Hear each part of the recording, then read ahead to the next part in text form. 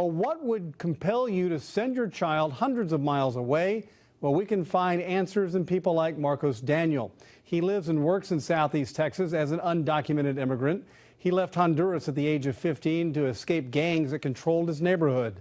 Fox 4's Leslie Rangel chronicles his journey of hope to the U.S. We all want to go back because we've never lived through things like this. I wanted to go back, but above all, I wanted to get my mom and family ahead, and me as well, get myself out of the gang situation. After 3 days traveling on buses and on foot through Honduras and Mexico, Marcos Daniel reached the railways headed north.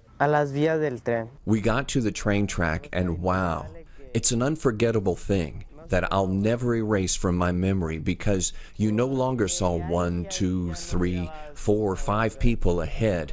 You saw whole towns of people sleeping outside, a small town of people sleeping alongside the train and waiting for it. Daniel boarded a train with many nicknames: the Devil, El Diablo, the Beast, La Bestia. We have to grab onto the train as we're running, and I remember a guy was in front of me, and he tripped. I don't know how, and his leg got caught. Wow. I was so scared because I'd never seen something like that, never in my life. A train cuts your leg off. It's not easy to take in. He describes having to endure cold, heat, hunger, and thirst, and men dressed in black who boarded the train.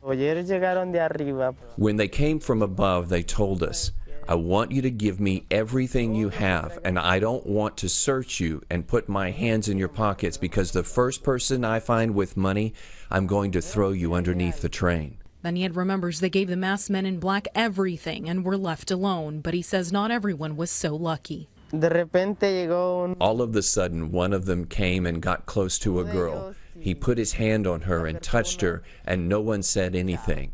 You just watch, and you can't say anything. After more than 20 days of riding 9 different trains, Daniel made it to the border desert of Arizona.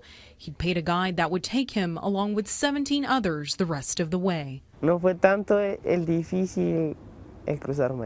It wasn't as difficult to cross Mexico as it was to cross the desert. You have water, but 4 or 5 gallons for 17 people for 3 days. He says by the second day the water was gone, but they kept going. There were cow watering holes, and we took the green moldy film from on top, and we filled our water bottles from there. At that point, we still had 1 more night to get to the famous Brinco, the border. After another day-long journey across the Arizona desert, they made it to their destination at a rural house filled with dozens of people near Tucson, Arizona. He says it was from one living hell to another. They didn't feed us. They treated us badly, and I could only drink water from the shower. But that was normal. If I drank from a watering hole in the desert, why not the shower? Daniel's family paid $3,000 to get him to the U.S. Yes, it's a crime, but we shouldn't get treated like we are. We are not criminals. What have we done? We haven't done anything, just simply dreamed. A dream come true that you suddenly wake from. He knows the dream could end at any moment with deportation. If people could go through the journey I went through, if they could live a week in my Honduran colony, they would see it's true what they say.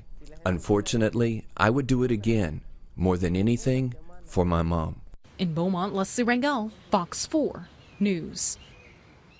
Marcos pleads with community leaders to help save lives and create immigration reform for what he calls a humanitarian crisis. The Center for American Progress says so far this year, more than 51,000 children have entered the country, with the increase almost entirely coming from Honduras, El Salvador, and Guatemala.